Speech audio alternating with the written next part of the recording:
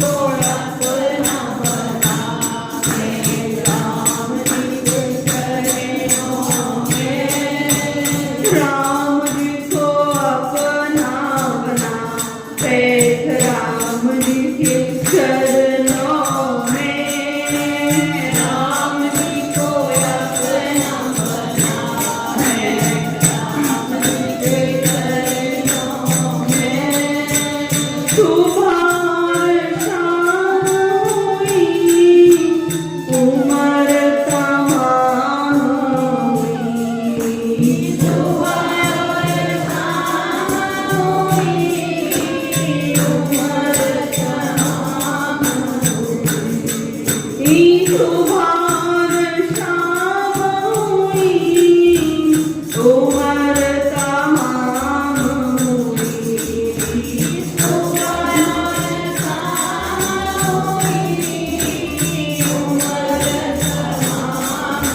हुई, कुछ तो समय निकाल बैठ राम जी के चरणों में, कुछ तो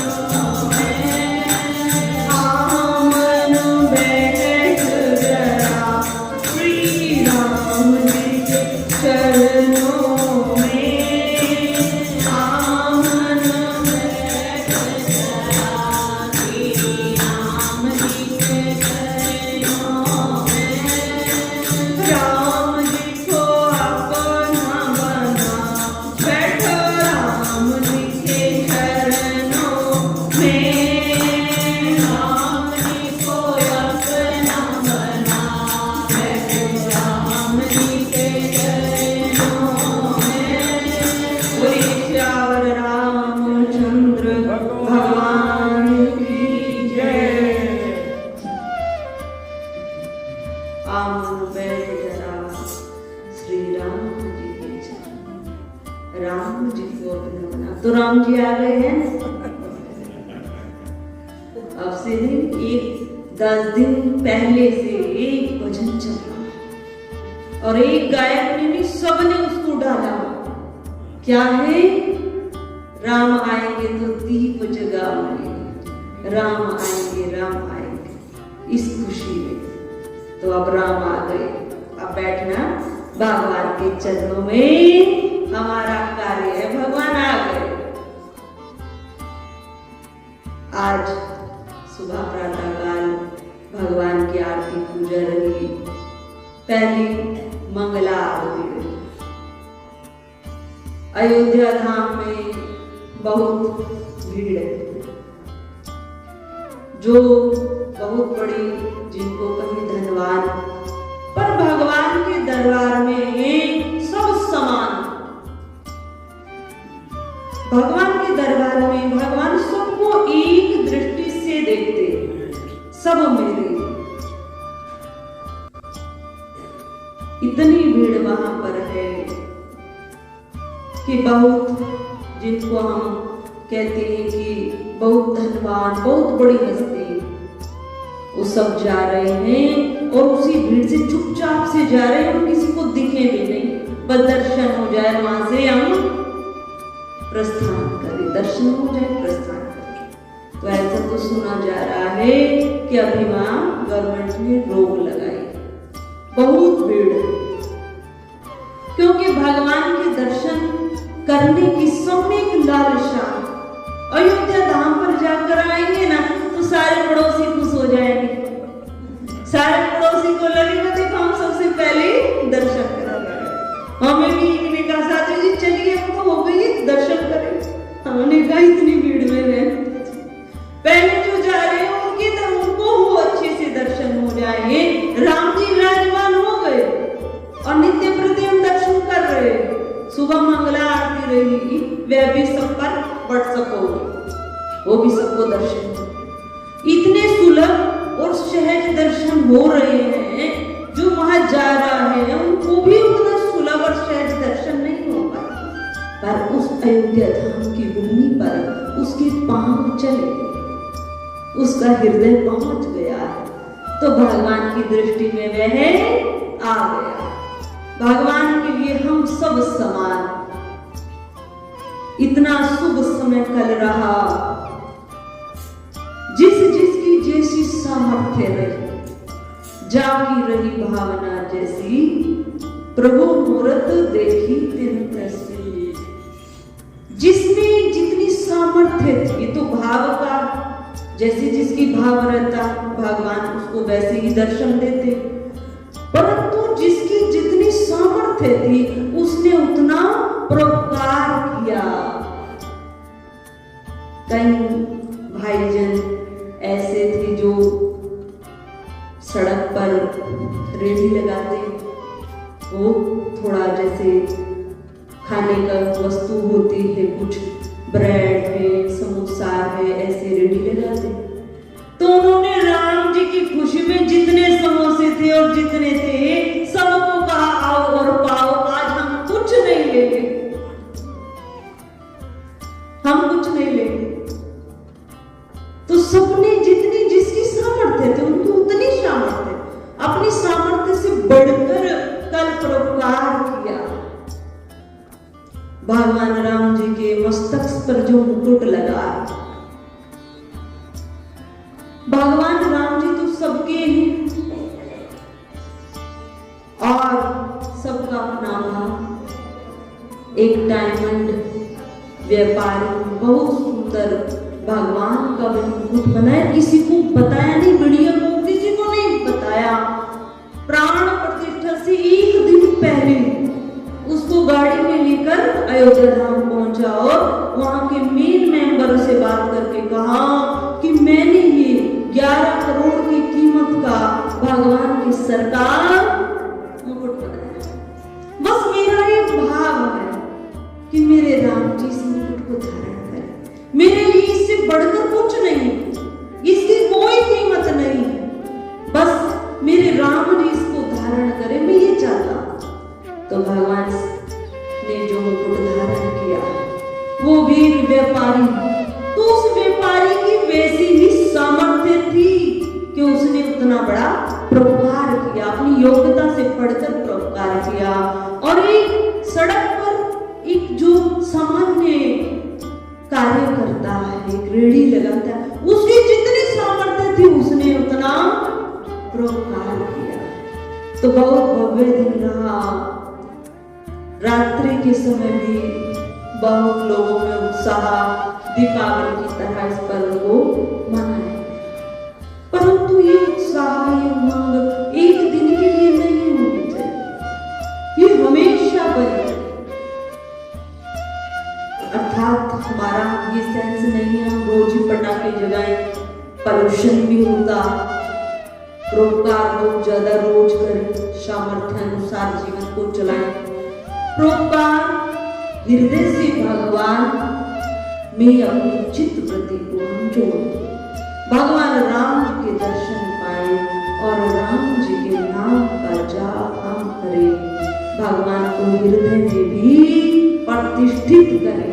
इस प्रकार इस उमंग और उत्साह को हम निरंतर बढ़ाते रहेंगे, बढ़ाते रहेंगे। तो इस प्रकार भगवान अयोध्या धाम में पूर्ण प्राण प्रतिष्ठित होकर विराजे, हम सब के लिए बहुत अमूल्य वो घड़ी, वो क्षण, हम सब बहुत भाग्यशाली, बहुत भाग्यशाली।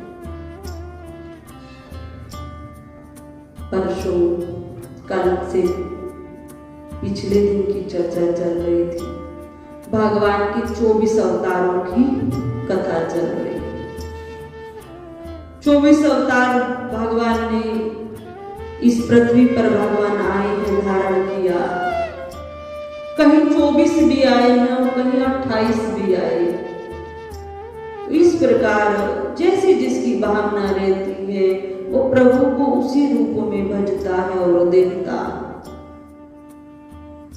भगवान के 24 अवतारों में मत्स्य अवतार की कथा हम सबने सुनी, उसके पश्चात वराह अवतार धारण किया।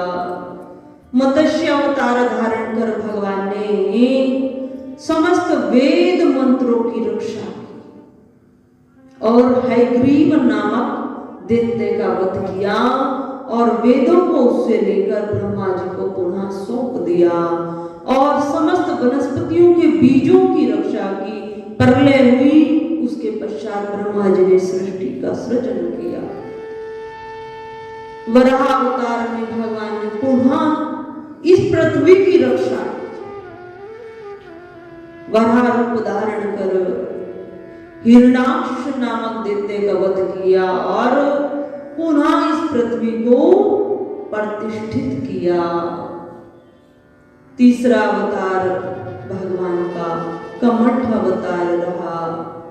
इस कमठ अवतार में भगवान ने समुद्र मंथन को कराया भी और स्वयं कछुए का आकार धारण करके इसको परियोजना के तहत इस कार्य को कराया और स्वयं कच्छप अवतार धारण करके समुद्र मंथन का जो मुख्य कार्य था, जिस पर कहीं तो वो कार्य टिका ही था, वही भगवान ने कार्य किया। अपनी पीठ पर मंदराचल पर्वत को स्थापित करते हुए शेषनाग, वासुकी नाग की नेति बनाकर देवताओं ने समुद्र को मथा। तो इस प्रकार भगवान ने जिस परिस्थिति में भगवान को आना पड़ा,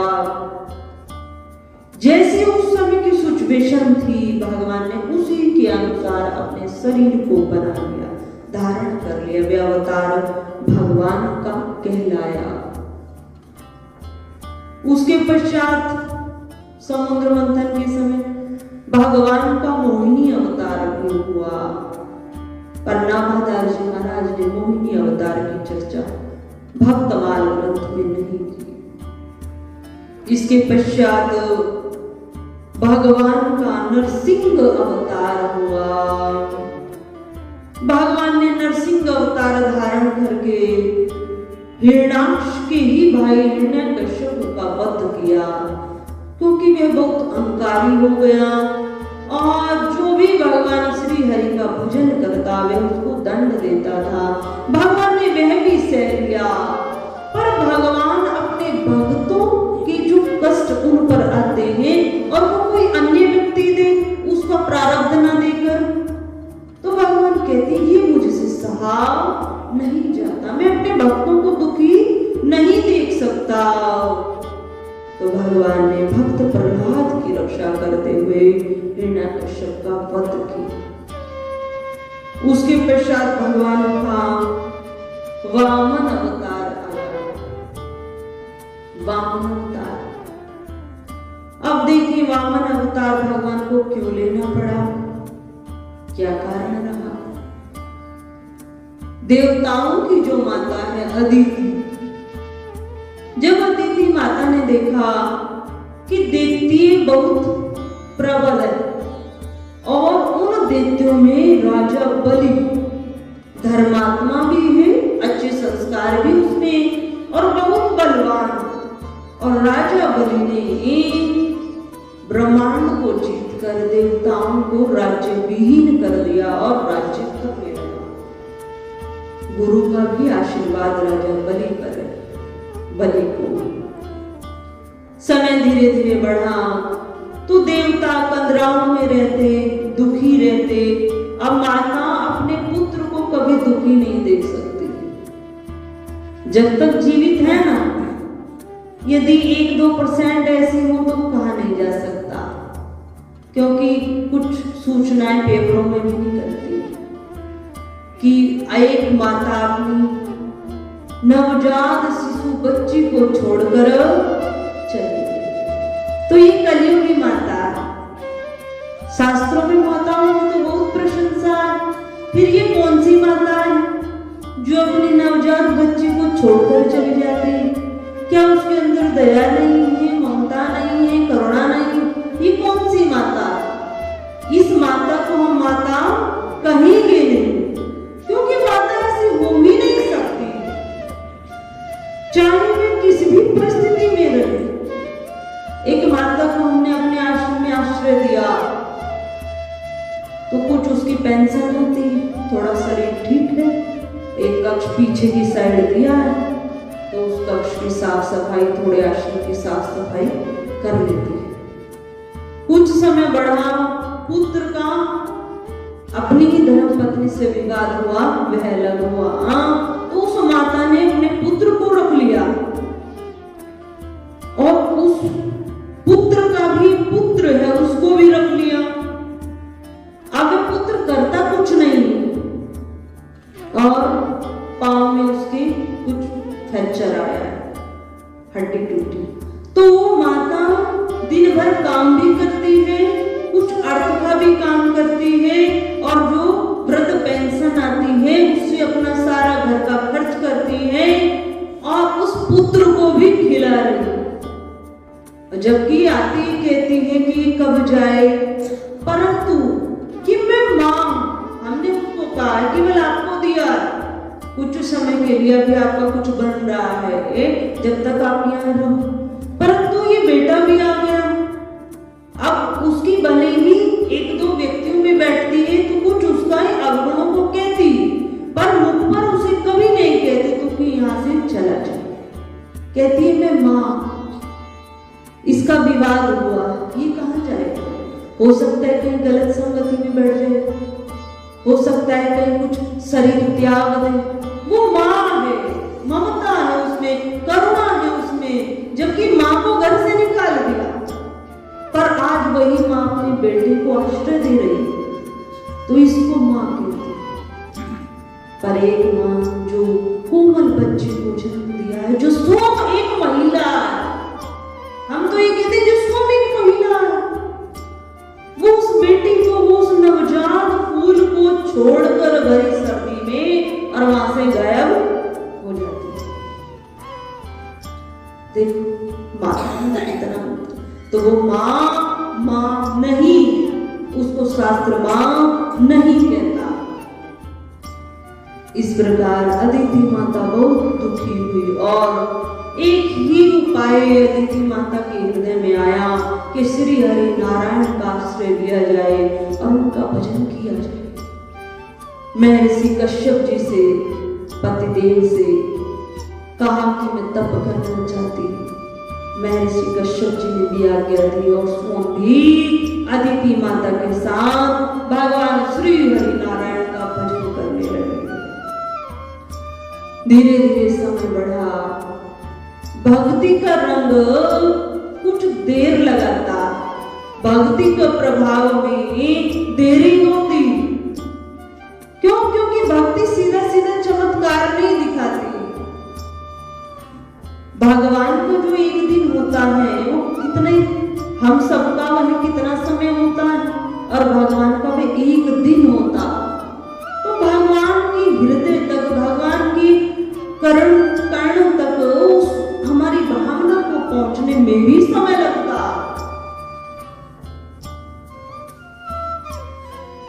तब धीरे धीरे भक्ति बढ़ी। घोर अपने शरीर सामर्थ्य के अनुसार से ऊपर उठकर अदिति माता तप करने लगी। तप के पश्चात पियो व्रत आते हैं ना, जिसमें केवल पीना रहता है। पियो अर्थात तरल पदार्थ को हम पी सकते हैं। ऐसे व्रत अदिति माता ने रखे, जिसमें दांत की कोई काम नहीं होता। इस प्रकार शारीरिक तप किया, भगवान श्री हरि नारायण को प्रसन्न किया। भगवान प्रकट होकर चतुर्भुज रूप में माता अदिति को दर्शन देते हैं और कहते हैं कि तुम्हें क्या चाहिए, इतना कठोर तप। तब माता अदिति ने हाथ जोड़कर अपने हृदय के भाव को कहा, हे प्रभु, मैं अपने पुत्रों को कष्ट में कैसे देख सकती हूँ? मेरे पुत्र सात्विक हैं और वो स्वयं भी सुखी रहते हैं, सबको सुख प्रदान करते हैं, कोई भी अभद्र व्यवहार मेरे पुत्र नहीं करते हैं, फिर उनके जीवन काल में ये दुख क्यों आया? तब भगवान अंतर्यामी है, भगवान कहते हैं ये सब मुझे भी ज्ञात है।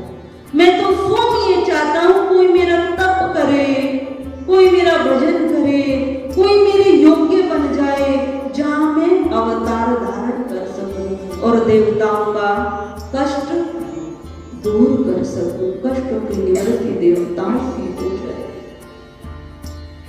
ऐसा भगवान ने कहा और अदिति माता से कहा, आप चिंता को त्याग दो, मैं स्वयं ही आपके यहाँ आऊंगा और देवताओं के कष्टों को दूर करूंगा। मैं अवतार धारण कर आपके यहाँ रहूंगा और देवताओं के कार्य को सिद्ध कर अंतर ध्यान हो जाऊंगा। तो इस प्रकार समय आया, भगवान ने चतुर्भुजी रूप धारण कर अदिति के यहाँ अवतार धारण किया। उसके पश्चात भगवान की कुछ शिशु लीला भी हुई, पर ज्यादा लंबी लीला भगवान ने यहाँ नहीं की। भगवान तो कार्य करने आए, देवताओं को सुख देने आए।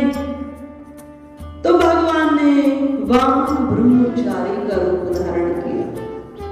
भगवान की जो इस रूप में लंबाई रही, भगवान पुरुष रूप में आए, परंतु वामन ब्रह्मचारी एक बहुत कम लंबाई की पुरुष रूप में भगवान दिखते थे। और जैसे कहते हैं ना नाटा बालक, इस प्रकार के भगवान थे, इस प्रकार का रूप था। और जो भी भगवान को देखता था तो उसका मस्तिष्क, उसकी बुद्धि ये कहती थी कि ये कोई विचित्र बालक, बहुत समझदार बुद्धिमान ये बालक है। तो इस प्रकार भगवान ब्रह्मचारी का रूप धारण कर और राजा बलि के यज्ञ मंडप पर जा पहुंचे। एक हाथ में छाता, एक हाथ में कमंडल लिए। जैसे राजा बलि ने भगवान को आते देखा, ब्रह्मचारी रूप है, लंबी शिखा है, देखकर अति प्रसन्न हो गए, क्योंकि भगवान की दृष्टि जिस पर पड़ जाती है उसके विकार नष्ट हो जाती है। तो भगवान यहाँ किस रूप में है? ब्रह्मचारी रूप में। तो ब्रह्मचारी की, पूर्ण ब्रह्मचारी की जिस पर दृष्टि पड़ जाती है उसके स्वतः विकार नष्ट हो जाते हैं। धीरे धीरे भगवान महल में आए, यज्ञ कुंड के पास आए। राजा बलि ने अपनी धर्म पत्नी के साथ भगवान ब्रह्मचारी रूप में भगवान श्री हरि नारायण का पूजन किया। और राजा बलि ने कहा, हे ब्राह्मण देवता, कैसे आपका नाम, आपको क्या चाहिए, मैं आपकी क्या सेवा कर सकता हूं? क्यों? क्योंकि राजा बलि धर्मात्मा, बुद्धि पवित्र है और ब्राह्मणों की सेवा, भगवान के भक्तों की सेवा का महत्व जानता। राजा बलि से भगवान ने कहा, मुझे कुछ नहीं चाहिए, मुझे तो अग्निहोत्र के लिए केवल 3 पग भूमि चाहिए। मुझे तो केवल अग्निहोत्र के लिए 3 पग भूमि चाहिए, वो हमारा पैर होना चाहिए। तो राजा बलि हंसने लगे कि आप बहुत छोटी वस्तु मांग रहे हो, आप अन्य भी कुछ सेवा में मुझे बताइए, मैं अवश्य आपकी वह सेवा संपन्न करूंगा, मुझे कुछ आज्ञा दीजिए। तब भगवान ने केवल अपने 3 पग भूमि के लिए याचना की कि हमारे 3 पग भूमि की आप बस इतना दान कर दीजिए। जैसे ही ये शब्द राजा बलि के कानों तक पहुंचे कि और कुछ नहीं चाहिए, केवल 3 पग भूमि चाहिए और वो पग ब्रह्मचारी रूप में वामन भगवान के होने चाहिए। दैत्य गुरु शुक्राचार्य भी वहां पर उपस्थित हो गए, कुछ देवलीला ऐसे। और जैसे ही शुक्राचार्य जी ने ब्रह्मचारी रूप में, वामन ब्रह्मचारी के रूप में देखा कि ब्रह्मचारी है और नाटे हैं, बहुत छोटे हैं और इतना तेज मुख पर है, ये कोई अद्भुत है। तो जैसे ही मस्तिष्क ने ये कहा कि ये कुछ अद्भुत है, कुछ अलौकिक, तब अंतर आत्मा से शुक्राचार्य ने भगवान को पहचान लिया। वहां पर पहचाना कि जो वामन ब्रह्मचारी का रूप धारण कर आए हैं, ये कोई और नहीं है, श्री हरि नारायण ही आए हैं और राजा बलि से 3 पग भूमि मांग रहे हैं। और ये इतने विशाल हैं कि राजा बलि से इसका सब कुछ लेने आए। अब जैसे ही गुरु को ये ज्ञात हुआ तो राजा बलि तो शिष्य हैं, तो राजा बलि से शुक्राचार्य ने कहा कि तुम संकल्प मत करो और ये जो कह रहा है ये छल कर रहा है, ये श्री हरि विष्णु ही है और तुम्हारे इस ब्रह्मांड को लेने के लिए यहाँ आया है।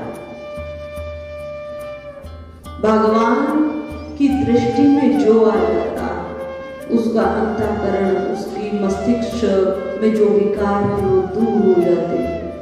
राजा बलि का हृदय पवित्र, मस्तिष्क पवित्र, तो राजा बलि ने वहां पर गुरु की क्या किया, गुरु की आज्ञा का उल्लंघन किया। गुरु से राजा बलि कहने लगे, हे गुरुदेव, यदि आज श्री हरि विष्णु भी मेरे द्वार पर मुझसे मांगने आया है तो इससे बड़ी कीर्ति और मेरी क्या हो सकती है, इससे बड़ा यश मेरा, सम्मान मेरा क्या हो सकता है। ये पूरा संसार जिसको नतमस्तक होता है, जिसको प्रणाम करता है, जिसको बजता है, वही मेरे द्वार पर याचक बनकर मुझसे मांग रहा है। गुरुदेव, मैं इसे अवश्य प्रदान करूंगा। शुक्राचार्य दैत्य गुरु बहुत समझा रहे हैं अपने शिष्य को, पर आज आज्ञा का उल्लंघन किया। तब अति क्रोध आया और क्रोध आकर वहां पर दैत्य गुरु शुक्राचार्य ने कहा भगवान लीला कर रहे हैं। और इस लीला में भी हम देखें कि जो राजा बलि के साथ बाद में होने वाला था, वह पहले ही दैत्य गुरु शुक्राचार्य उसको दे रहे हैं। क्या दे रहे हैं? कि तुमने अपने गुरु की आज्ञा का उल्लंघन किया। मैं कह रहा हूं, इस ब्रह्मचारी की बात नहीं मानना, इसको 3 पग भूमि मत देना, कोई संकल्प नहीं करना। तुम मेरी आज्ञा का उल्लंघन कर रहे हो। मैं तुम्हें श्राप देता हूं राजा बलि कि तुम श्रीहीन हो जाओगे, तुम लक्ष्मीहीन हो जाओगे अगर तुमने मेरी आज्ञा का उल्लंघन कर दिया। अब राजा बलि अपने कर्तव्य पर अड़िग है, अपने कर्तव्य पर है कि कोई ब्रह्मचारी मुझसे 3 पग भूमि मांग रहा, चाहे वह फिर श्री हरि नारायण ही क्यों ना। गुरु की महिमा हमारे शास्त्रों में अमिट है। गुरु कर्ता करे न कर सके, गुरु किए सो होए, 3 लोक 9 खंड में गुरु से बड़ा न कोई। गुरु समझा रहे, परंतु आज बलि ने गुरुदेव की आज्ञा का उल्लंघन किया। हम सब अपने जीवन में गुरु धारण कर लेते, पर सब तो ऐसे नहीं होते। आप शब्दों में नहीं लगता ऐसे हो, पर जब सामान्य सत्संग होता तब तो सभी समाज के आते, रजोगुण प्रधान भी आते, तमोगुण प्रधान भी कथा सुनने आते। तमोगुण प्रधान की वृत्ति कहाँ रहती है? प्रसाद पर, भंडारे पर। कथा सुनेंगे और उसके बाद में प्रसाद तो पाएंगे। और जो रजोगुण प्रधान वाले हैं, उनकी वृत्ति कहाँ रहती है? उनकी वृत्ति रहती कुछ अच्छा मिल जाए, उसमें नृत्य हो जाए, सत्संग में आए तो आनंद मिल जाए। आनंद का विषय उनके लिए सत्संग रहता। और जो शुद्ध सात्विक हैं, उनकी वृत्ति रहती है कि कथा से हमें कथा मिल जाए, कथा से हमें हमारे जीवन को, समस्याओं को नष्ट करने वाली शक्ति हमें मिल जाए, कथा हमारे जीवन में आ जाए, श्री हरि प्रभु से हमारा प्रेम हो जाए, भक्ति हमारी प्रबल हो जाए। इस प्रकार की यदि हमारी वृत्ति, तो फिर शुद्ध सात्विक हमारी वृत्ति है, हमारे विचार है। तो सत्संग में तो सभी तरह से, कथाओं में सभी प्रकार की व्यक्ति आती है। तो इस प्रकार संतों पर, संतों की कृपा पर सबकी भाव, सबकी निष्ठा एक जैसी नहीं होती। संतों को बनाना, संतों से दीक्षा लेना बहुत आसान है, बहुत सरल प्रक्रिया। परंतु हम संतों को, सतगुरु को तो बनाते हैं, पर गुरु धारण किया, गुरु को बनाया, पर जो गुरु ने कहा वे नहीं माना। जो गुरु ने मार्ग बताया उस पर हमने चलना प्रारंभ नहीं किया, तो फिर गुरु बनाने का कोई महत्व नहीं। गुरु बनाना बहुत सरल है, पर गुरु के बनना बहुत कठिन है। गुरु के बनना अर्थात उनके वाक्यों पर चलना। आज व्यक्ति हमसे भी वही बात पूछेगा, या अन्य कोई संत हो उनसे भी पूछेगा, फिर वही बात अन्य भी संतों से पूछेगा। तो किसी का कैसा भाव रहा, किसी का कैसा भाव रहा और किसी का कैसा भाव रहा, फिर उस द्वंद्व में फंस जाता है। तो हम तो कहते हैं गुरु भी एक ही धारण किया जाए, और उसी से जो मुख्य अपनी हृदय की जो कुछ शंकाएं हैं वहीं पर दूर की जाए। क्यों? क्योंकि वहां से जैसा हमें मार्गदर्शन मिलेगा, हम कह सकते हैं कि आज मेरा जीवन यदि ऐसा है तो मेरा मार्गदर्शन अमुक व्यक्ति ने किया है, अमुक गुरु ने मेरा मार्गदर्शन किया, मैं अमुक के बताए हुए मार्ग पर चल रहा हूं। और यदि वृत्ति भटक रही है, अमुक बहुत बड़े विद्वान है, उनसे पूछ लेता हूं,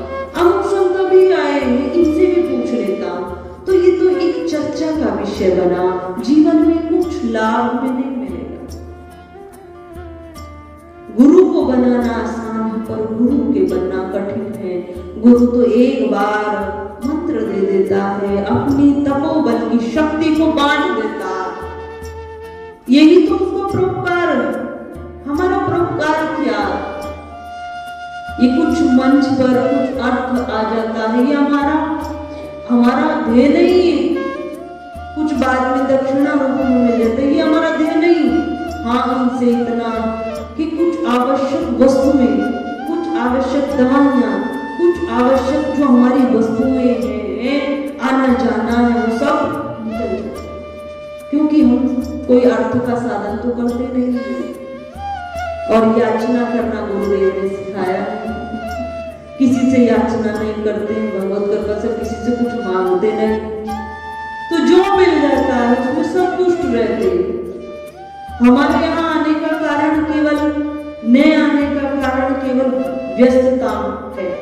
आश्रम में व्यस्तता होने के कारण हम नहीं आ पाते। कल एक माता ने कहा हमसे कि पहले तो आप 2 टाइम, एक बार ऐसा भी हुआ हमने 1 वर्ष में 3 टाइम भी यहाँ दिए, पर अब ऐसा नहीं होता। 2-3 साल से ऐसा नहीं होता। उसके पीछे के कारण में हम जाएं तो गुरुदेव को जब से ब्रह्मलीन हुए हैं 3 वर्ष हो रहे, तो व्यस्तता बहुत रहती है। कल भी वहां से फोन आया, 7 बजे आप आ जाइए और ये कार्य कर लीजिए। जो वहां सेवा दे रहा है उनके यहाँ बातक शुरू हो गया है, किसी की शरीर छूट गया, तो अब वहां जो सेवा दे रहे हैं वह भी समस्या। तो कहने का भाव, व्यस्तता होने के कारण हमने उस माता से कहा, हमें यहाँ बहुत आनंद आता है, हम तो चाहते हैं यहाँ आए, 3 बार आए, तो क्यों आनंद आता है? मैंने कहा यहाँ स्वाध्याय करने का बहुत समय मिलता है। भगवत कृपा से रसोई वाला सेवा देता है, कक्ष में भोजन देता है, चाय देता है, केवल वस्त्रों की अपनी सेवा रहती है, पूजा पाठ रहती है, स्वाध्याय रहता है और सत्संग रहता है। फोन पर हम बहुत कम बात किसी से करते हैं, दोनों फोन अलग रहते हैं। तो स्वाध्याय का जहां समय मिल जाए, भजन करने का, एकांत में बैठकर ध्यान लगाने का जहां समय मिल जाए, भोजन पानी सब समय पर उपस्थित हो जाए, तो इससे अच्छा आनंद कहां? इससे अच्छा आनंद कहां? तो हम तो चाहते हैं हम आए, पर व्यस्तता भी है और सभी चीज को देखना भी है, इसलिए कम समय दे पाते हैं। गुरु के मार्ग पर चलना कठिन है, गुरु की अवहेलना नहीं करनी चाहिए। कई बार गुरु परीक्षा भी लेता है। अपने 2 शिष्यों को भेजा, जाओ और अब इस फल को, उनके हाथों में एक फल दिया और दोनों ही शिष्यों से कहा, क्योंकि दोनों ही शिष्य अपनी श्रेष्ठता को सिद्ध कर रहे थे। तो गुरु ने कहा, मुझे तो एक ही चेला चाहिए, मुझे 2 नहीं चाहिए, क्योंकि जहां 2 होंगे और उनमें आपस में लड़ाई होगी, दोनों में बहस होगी, मुझे एक ही शिष्य चाहिए। दोनों अपनी योग्यता से स्पष्ट कर रहे, मैं इतना भजन करता हूँ, मैं इतना भजन करता हूँ, मैंने अमुक सत्संग सुना है, मैंने अमुक स्वाध्याय किया। तो गुरुजी ने 2 फल अपनी कुटिया से उठाए और दोनों के एक हाथ में दिया और कहा अपने उन शिष्यों से कि इसको ऐसी जगह खाना जहां तुम्हें कोई देख न रहा। अब दोनों ने फल लिया। अब दोनों फल लेकर कुछ दूरी पर आए, विचार करने लगे। तो एक ने विचार किया कि कुटिया की परली साइड चला जाता हूं, वहां कोई आता जाता नहीं है। तो एक शिष्य कुटिया की पीछे की साइड में गया, वहां कोई आता जाता नहीं था, फल को छीला और खाने लगा। अब दूसरा शिष्य हाथ में फल है और विचार करने लगा, गुरुजी ने ऐसा क्यों कहा? बस इस क्यों में ही उत्तर छिपा। गुरुजी ने ऐसा क्यों कहा कि जहां कोई नहीं हो वहां पर इसको खाना? आखिर खाना तो हमें ही था ना, वहां बैठकर भी खा सकते थे, वहां गुरुजी ही थे।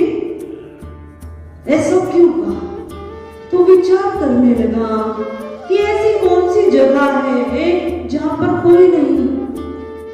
विचार किया कि गुरुदेव ने फल दिया तो गुरुदेव तो जानते हैं ना फल को खाया ही जाता है, तो जरूर इसमें ज्ञान छिपा, इसमें हमारी परीक्षा छिपी।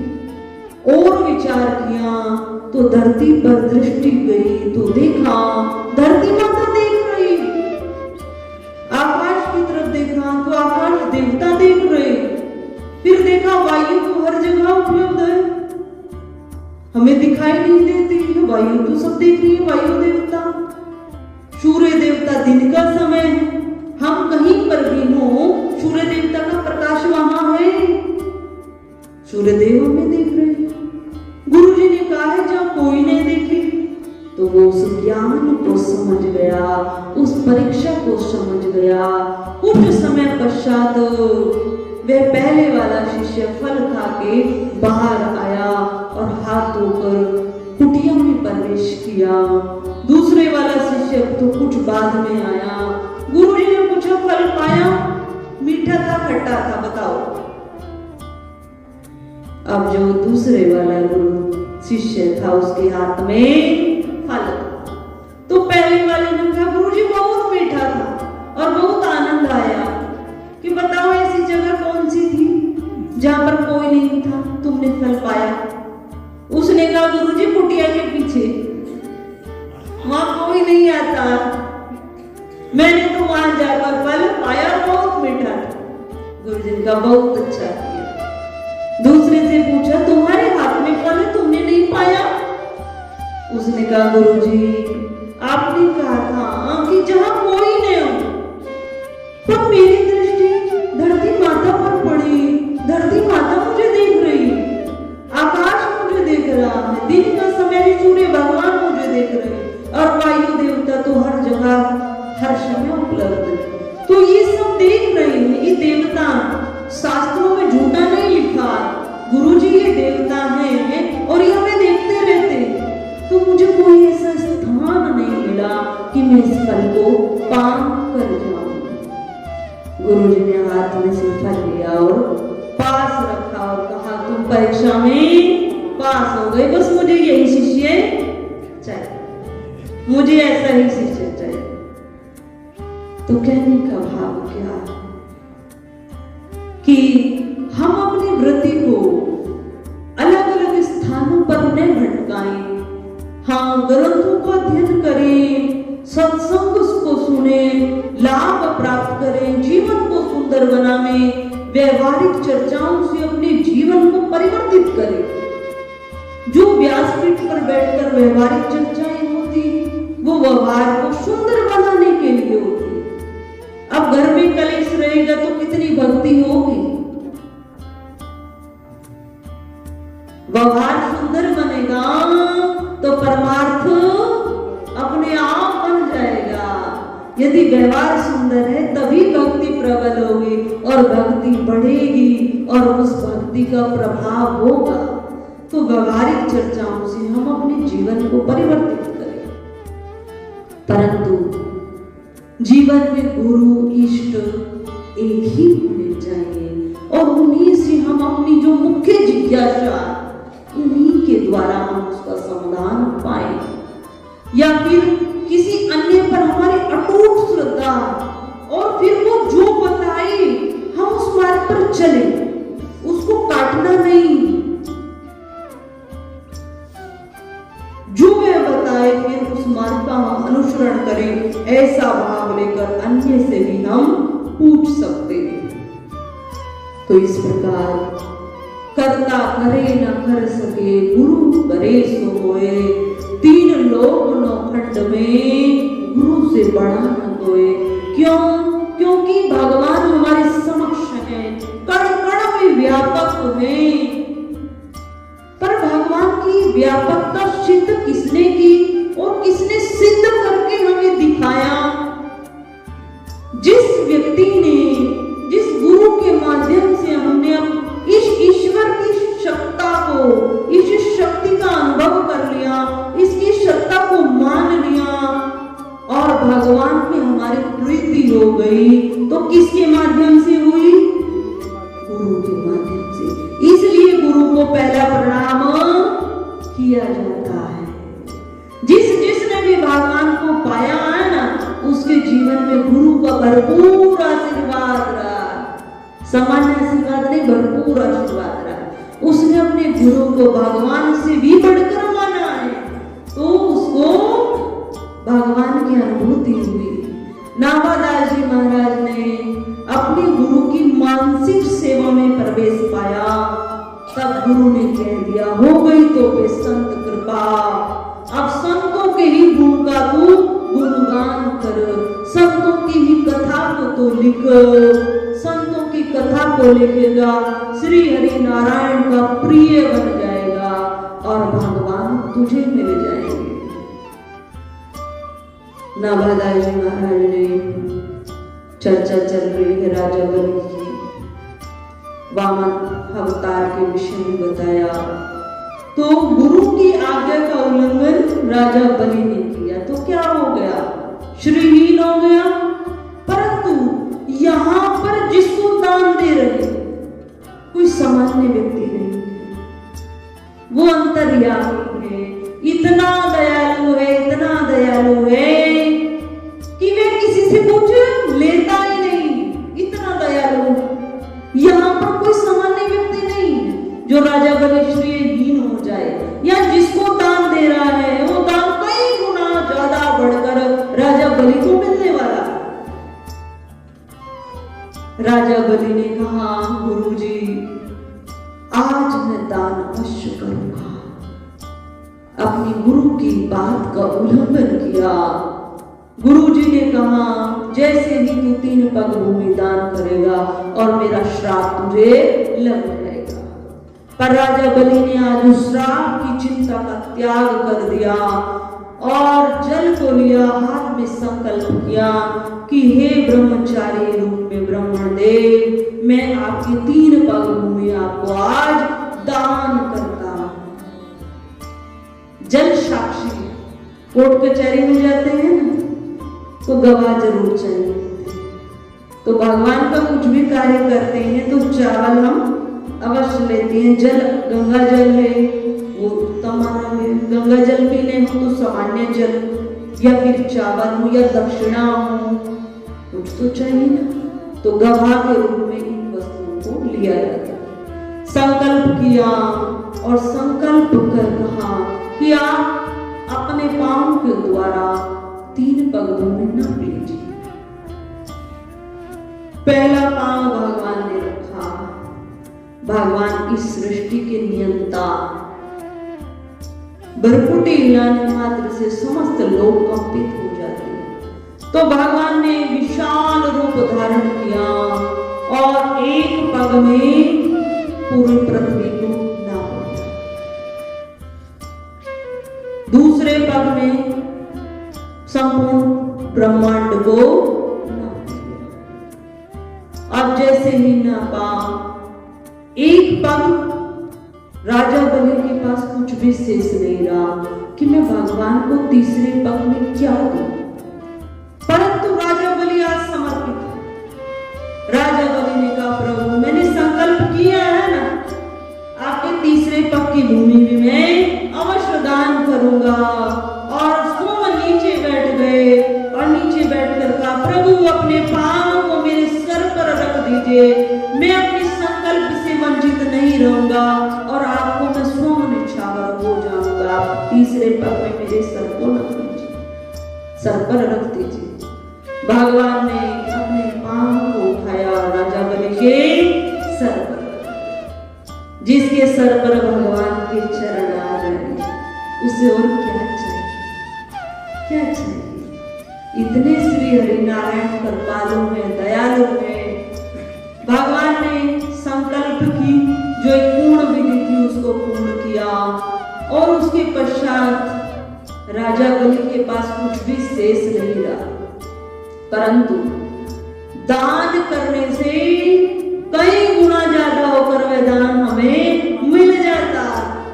दान करने से धन कभी घटता नहीं, कभी घटता नहीं।